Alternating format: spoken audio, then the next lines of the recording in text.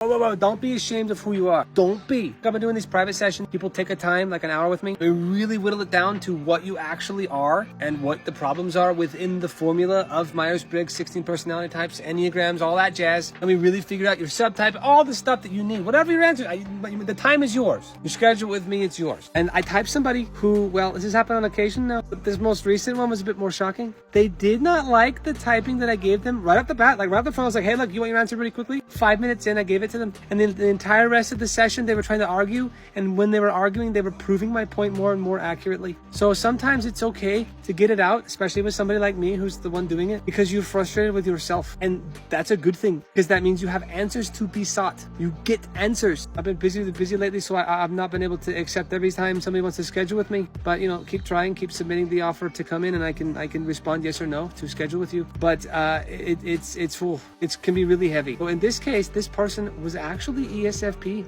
and at the end, you know, you can review me or not, review the session, and they gave a review that said, you know, they were actually okay. And when they finally embraced that, they spent some time, and we got the review like a week later, and they embraced themselves that week, and they actually had the most, you know, the weight was lifted, because they accepted that label as something that freed them, because seeing the world in a way in which they've always seen the world that way, and having it clarified in a specific way, like with that label, allowed them to just be.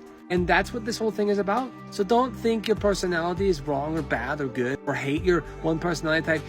The reason you think you're struggling with one type versus the other type is because you're finding inconsistencies and disagree with one or the other. That's all it is. All you need is somebody to actually look at you and say, you behave like this. And that's actually okay, because there's good and bad, popular, unpopular, victims, demons, emperors, rulers, leaders, and followers of every single personality type. You do not have to live the stereotype of what they are. You just function as that type, and that makes so much more sense than saying, oh, you know, if I'm ESFP, I have to be on stage because I'm an entertainer. No. If I'm an ESFJ, I have to be a caretaker of other people or an accountant of some kind. No. If I'm an ENTJ, I have to be some sort of CEO or president and figure money out because that's what my personality type is. Yeah, well, these are stereotypes, and frankly, a lot of ENTJs do love having a lot of money, and that's okay to live into that stereotype, you know? Lean into it and see how you feel. So if somebody says, you know what, you're probably this type, I would say fake it till you make it, test it out, act as though you were that type for a while, and then see if it fits right, see if it feels right. Let yourself be. And when that happens, you know, these labels become more and more accurate over time. Isn't that scary? The things you're afraid of and resist when you're younger become more like real and embraceable the older you get, because you can recognize patterns.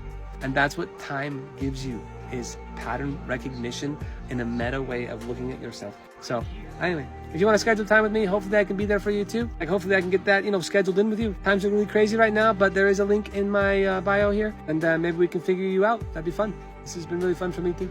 See you on the other side.